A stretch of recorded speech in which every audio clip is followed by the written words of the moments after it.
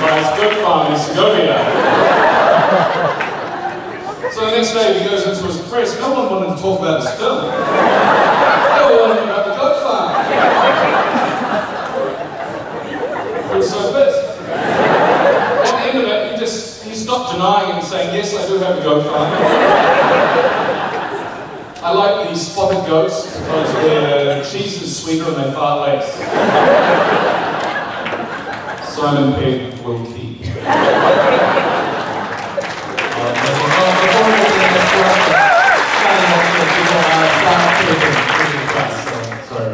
So next question. This guy has been holding up his arm for so long. Yeah. Hi, Karl. Go ahead. Horrible Stallone thread. Absolutely awesome. But, and hopefully a sequel, but we never actually got the line out of you of I am the law. Yes, you did. Really? The movie you did. I guess I'm watching them sleeping through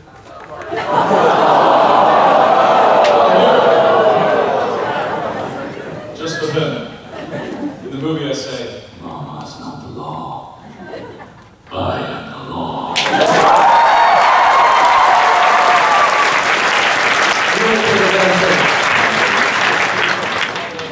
off, I want to say thank you because last summer my mom passed away from cancer.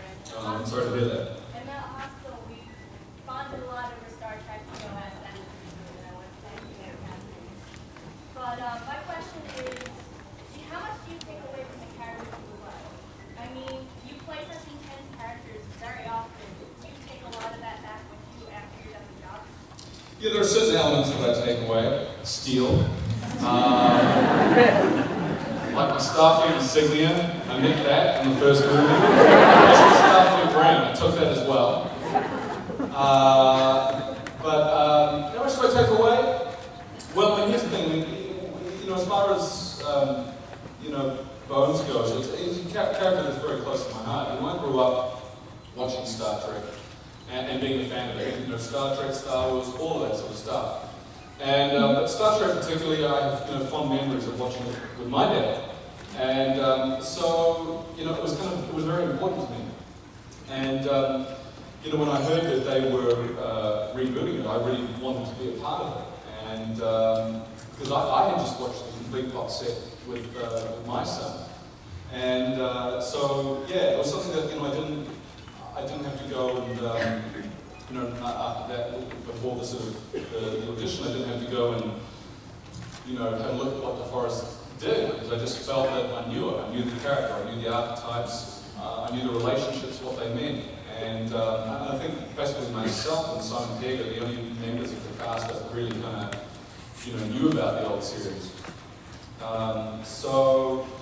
And I guess my approach to the character was, it was important to me as a fan that if I was going into the movie theatre, that I see some semblance of what the late great DeForest Kelley had done. I would feel gypped if I went in there and I didn't see a recognisable Bones. And so for me that was the challenge, was how to kind of incorporate some of the wonderful elements that DeForest injected into that character, and then at the same time make it my own and my interpretation of what a younger version of that character is. So that was the challenge, and it was freaky at times because you didn't always necessarily know. Well, I didn't always necessarily know the first time around where that line was between doing sort of I guess incorporating the essence of it and then going too far and doing an imitation, because it did not want to do that. But I think it turned out pretty well.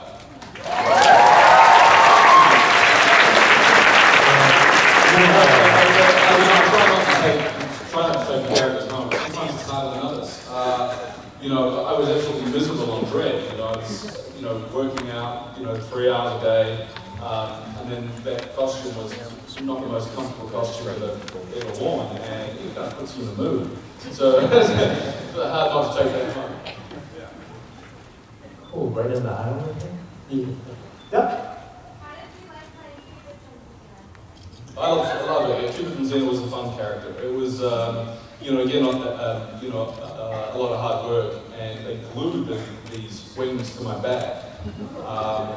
And the first costume that they made for me, it didn't have any mechanism in it for me to go to the toilet. Guys, we've got a little issue here. Just need to sort this out. At least they did. But that was also, I mean, you know, at the end of doing, you know, Cupid for a week, you've got welts and stuff all over your back. Because it's basically, you know, the glue is just, you know, causing issues. But I learned something very interesting on that, actually. I learned that the power of positivity. I knew that there was no point in me complaining about the pain and discomfort that I was in, because nobody could do anything about it. And so I just made up my mind to be positive and put positive energy out there. And I was really quite amazed at what came back to me from doing that. It was on the back of that that Rob had offered me Caesar, the role of Caesar. And, yeah, and I think, obviously, a bunch of other stuff sort of, really came from that. So, yeah, it was a great experience. I was very proud of it. Right there behind the tie-dye baby.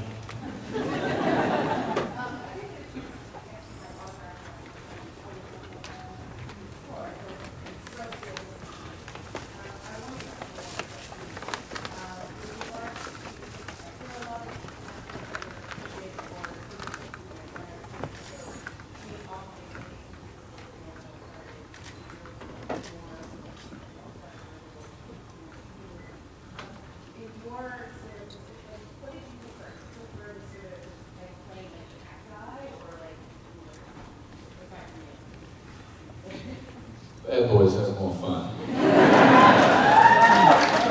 Right? It was always fun to play those characters on the darker side of life. They dare to do and say the things that we can't in real life. But I think the challenge, I think, to portraying a successful villain is not to make him some stereotypical 12-moustache bad guy. You have to know why he's doing what he's doing. I think that's one of the reasons why Benedict Cumberbatch, his performance in Star Trek was so amazing, because you were enamored by him, you cared for him, you felt empathy for his plight, and then he turned into a monster, and then you felt bad, and it was so genius. So yeah, it's that. Right over there, is that a Batman? Yeah, Batman. There you are. I was just wondering, in terms of like your character in the Chronicles of Riddick and where like he started off at, and where he's going to be in the next movie, where do you like how do you think he's evolved since then? Ben Affleck, ladies and gentlemen.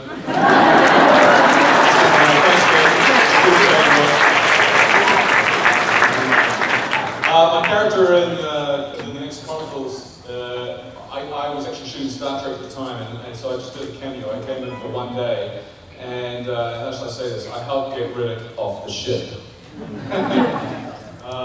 And set him on course for his new adventure. And I'm looking forward to seeing it. I've seen a bit of the footage, and it looks amazing. And of course, having the opportunity to work with Ben is always great. I really love him. He's a brother. And David too, he's a fantastic director, very, very specific. And we had a great time. It was really wonderful just getting back together after all those years and getting to hang with them for a day in their playground. Thank you. Foam finger in the middle.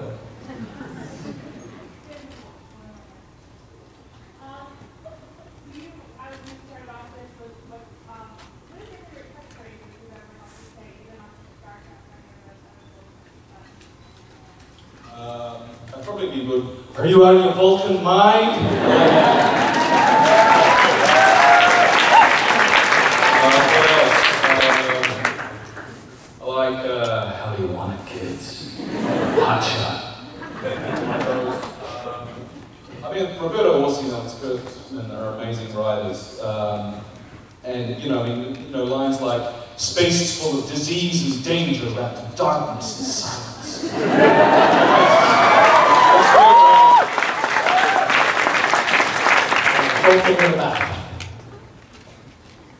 If you could come to one of these conventions just as someone here, who would you dress up as?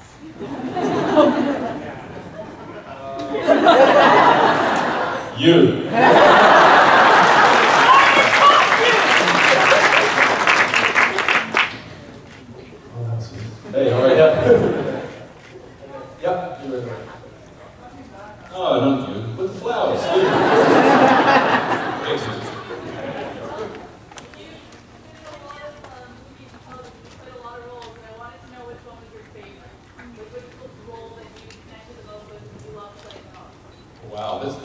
hard. I have been asked that question a few times, and it's, you know, it'd be like asking a parent which is their favourite child. And it's so difficult because you invest so much time, energy, and love into these characters. And I can say, roles that I'm particularly proud of, obviously, is Bones in Star Trek, Dread. There's a lot of hard work that went into that. I had a great time working with Matt Damon on The Bourne Supremacy. That was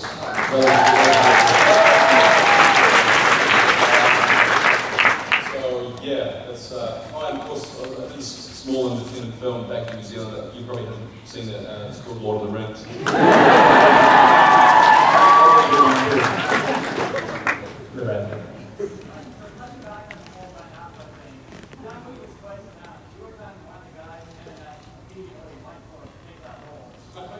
It's not actually true. I like where your head's at.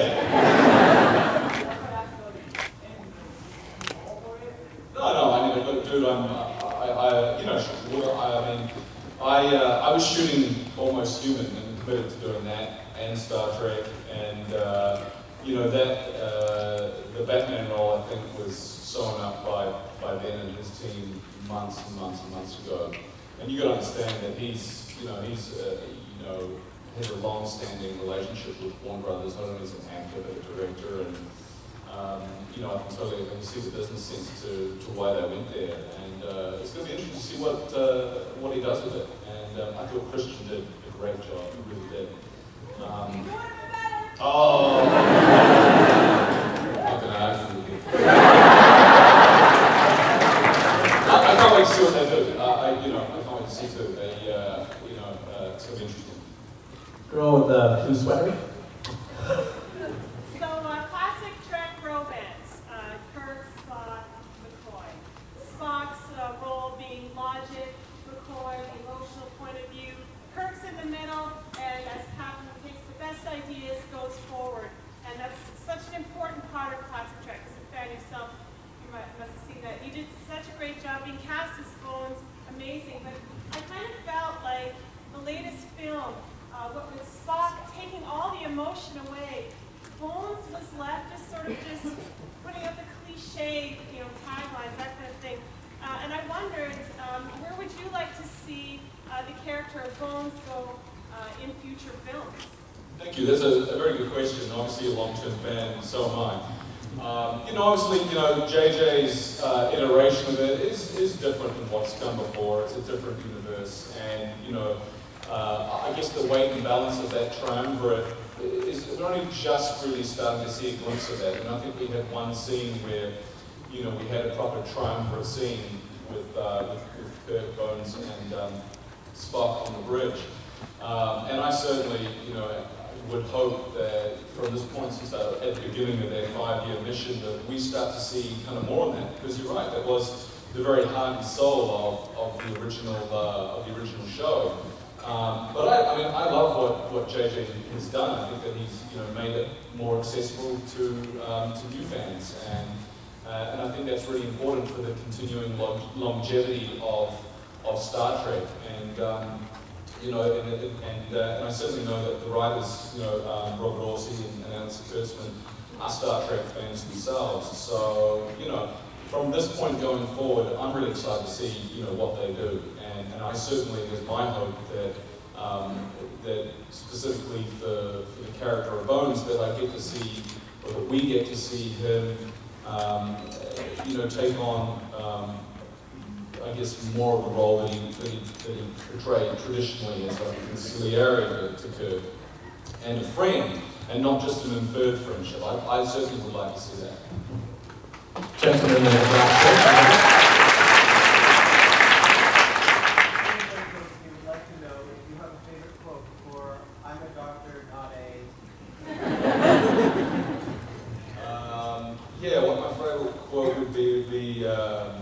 I'm a doctor, not a swimsuit model.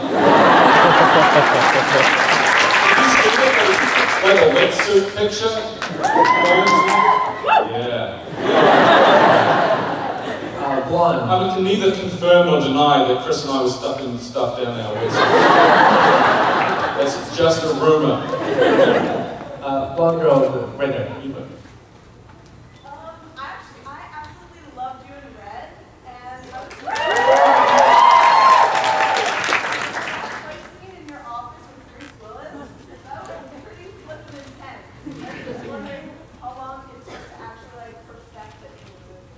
I think we shot that for about 2 weeks. Yeah, it was a challenge. It was a lot of fun, and I actually seriously injured myself doing that. Some move crunched my neck, and it affected my ability to train for dreads. I had to get that sorted out. So that was something that took on with me. But a lot of fun. You know, I had a lot of fun working on the red. I mean, John Malkovich, you know, Rory Selling Merriman, what an amazing cast. I tell you this funny story about Malkovich coming through customs in the States, because he's so versatile. He designs clothes and does operas and stuff. But anyway, he's got this clothesline. He was coming through customs, and the customs officer said, "What are these worth?" And Malcolm said, "Well, that's an existential question. Because, you know, I designed these clothes, I like them, they have a value to me. But if nobody buys them, they're not worth shit." Customs officer confiscates the entire Obviously didn't know what existential meant. Girl with red hair, with I think it's a brownie shirt. Okay. After rebooting both Star Trek and Trek, what character would you like to reboot if you could pick any? Oh, wow. Oh, that's a great question. Wow, I don't know. I don't know. I never really know what I want to do until the script lands on my desk. And then I sort of, you know, start reading it and form an attachment to the character, the situation, the story. So I feel pretty blessed to, you know, obviously, to have the opportunity to play Bones and to have done Dread. I think, you know, for me to want for anything else is kind of greedy. There's pretty iconic characters right there. And Eamon, a little film I did back in the day. So I just really don't know. Thank you. Young lady, the trekker in the blue dress. Hey. Science department, the best. You both playing Karl Urban and Bones, two of my favorite characters. You did a fantastic job. Also, what's your favorite episode of Star Trek original series? Oh, thank you. Good question. I really like the Corbomite maneuver. I like this was early on in the series, and it's just great character dynamics there. And what else did I like? Balance of Terror. I like that. And I like the one where they went, I don't know the name of it, but they went back in time to get McCoy because he went through some.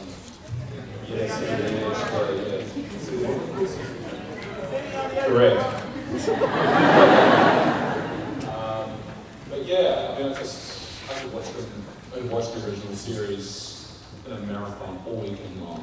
Do you want to watch with me? Yeah, with the stick, with the forefinger on top. You said earlier you don't have a favorite role, but do you have a favorite type of role that you like to play? No, I don't. I don't. I enjoy, I mean, you know, I enjoy the physical aspects of doing action work. Anything where I get to drive a car really fast, that's fun. Like in Born Supremacy, we were shooting in the streets of Moscow. They trained me up to do a reverse 180 in a Mercedes G-Wagon, and then let me do it. And this job is crazy. You pick up so many skills, deadly skills, that you could never use in real life. I mean, I've fired so many different kind of guns, from a Barrett 50 cal to an AK to, you know, all these skills that are completely redundant outside of my job, but deadly. Yeah, but no, I don't have a preference. I don't have a preference for genre or character or anything, and I just enjoy telling stories, and I enjoy, you know, collaborating with the cast and crew and kind of all working together to make something. A lovely lady that's been holding up her hand for so long right there. Have you ever had any trouble with coworkers understanding your accent? No, not generally. I mean, yeah, sometimes it's very fast when I understand what you're saying, but it's alright. No. I speak English. I learned it from a book.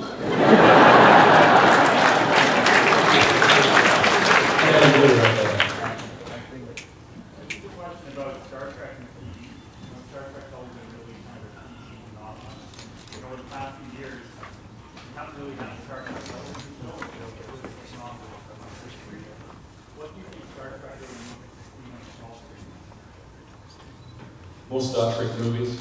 Oh, no, I don't know, it's a great question, and I think, you know, it'd be great. I'm sure the day will come where, you know, we'll have another Star Trek series on television. You know, I watched obviously the original series and reruns, and then was a huge fan of Next Gen and Voyager. And that's kind of where I stopped. Purely because other things became of interest to me. Dirty minds. But yeah, it would be great to see it on television again. I mean, I certainly don't think that, you know, the cast we have doing the movies is going to go and do a Star Trek TV series, but you know, it's certainly, I think that, you know, if we continue to make these films that continue to sort of evolve in popularity, then it's, you know, it's undoubtable that Paramount's going to go, hey, we should turn this into a TV show. And think that they've had an original idea. Red glasses? You mentioned you watched TNG and Voyager. How do you think that Kirk and the Enterprise crew would handle the war? Oh, that's a good question. That's a very good question. You would think that they would definitely deploy the asset called Dr. McCoy. You made a green shirt? Working on Red, for those older actors, who did you work with the most? And was there a team that you would love in that movie? I enjoyed working with them all. They're all really, really wonderful, you know, generous people, and you know, I enjoyed. I guess, you know, working with Ernest Borgnine was pretty amazing. Hollywood, icon,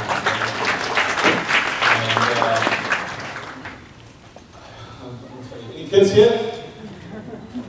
Okay, I'll tell you a story.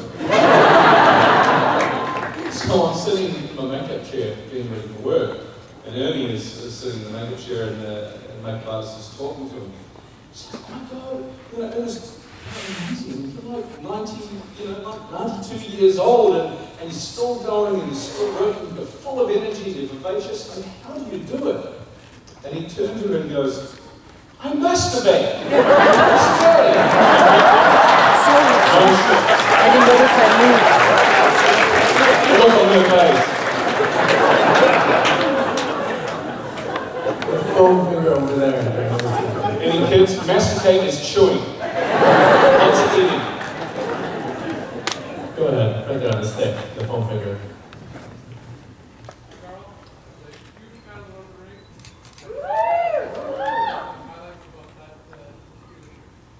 Any highlights? Yeah. Well, yeah, I mean, I've got many, obviously. I mean, for me, just being a part of that was, you know, was incredible. You know, watching an actor like Viggo work was amazing for me.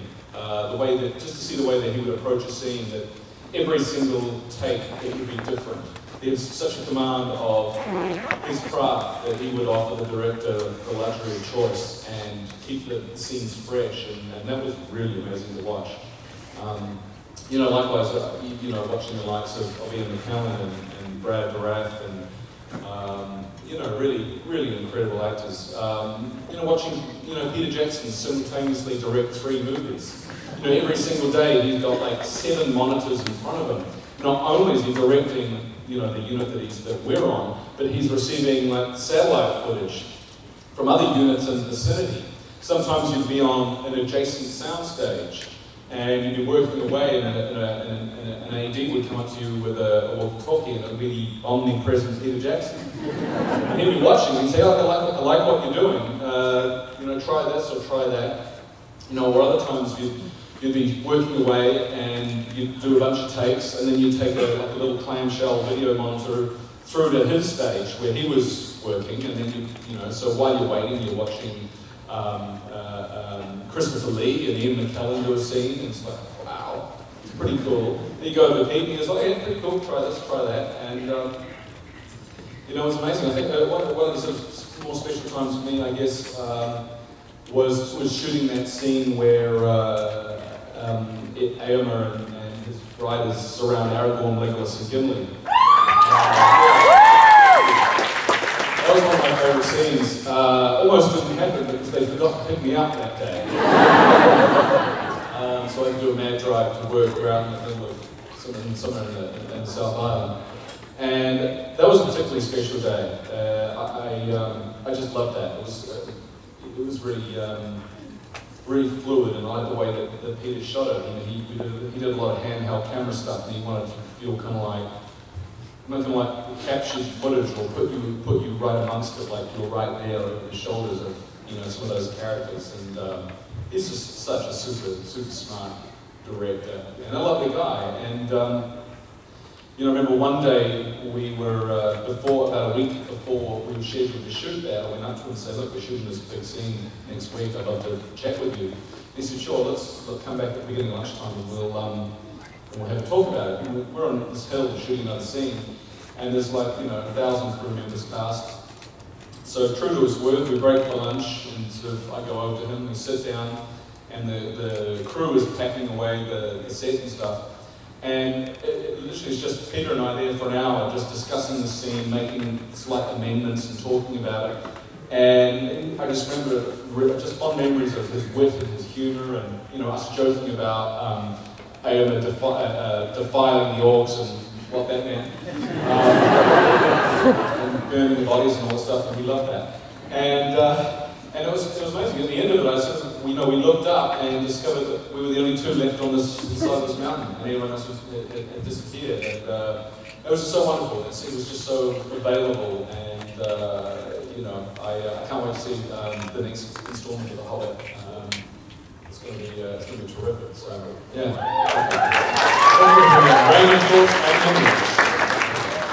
Right behind the blue hair classifier.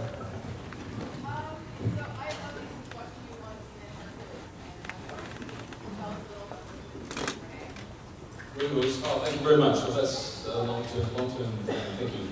I just, you know, I had a great time working with them. I'll tell you this funny story. So we're shooting this scene on Caesar, I think it was an episode called Destiny, and she captures me, she's a pirate, and there's a scene where we're in her bedroom on this boat, and she has to do this kind of sexy kind of stalk across the bed at me. And I was so enamored with what I was seeing coming at me, I didn't want to blink. She got halfway off the bed, my eyes were getting wider and wider. At that point, one of my contact lenses just popped out. I was still doing this winking thing, and it's like, you alright there, mate? Yeah, I'm good, keep coming. But that's great, you know, I mean, you know, one of the, I guess, reasons, you know, why I was inspired to do this show with JJ now called Almost Human, was my experience of working with Lucy, and just to see how she, you know, really handled herself with such a degree of integrity and professionalism through the run of that show. And I learned a lot from her, and the things that I learned from her back then, I'm using today. And you know, I will be forever grateful to her and to Rob Tappert and everyone involved in that show. Last couple of questions. The guy with the rolled up white sleeves. Hey Karl, so if you had to pick one character out of Éomer or Dredd, who would win in a fist fight? Dredd. But Éomer can't take care of himself, I'm sure he can. Dredd's just a machine.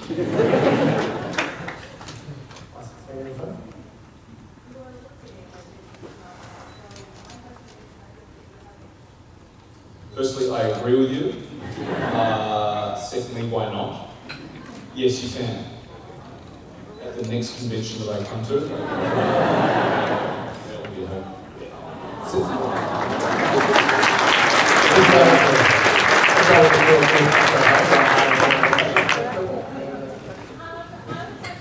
Everyone you've worked with, who has been the most inspirational to you and the person that you look up to?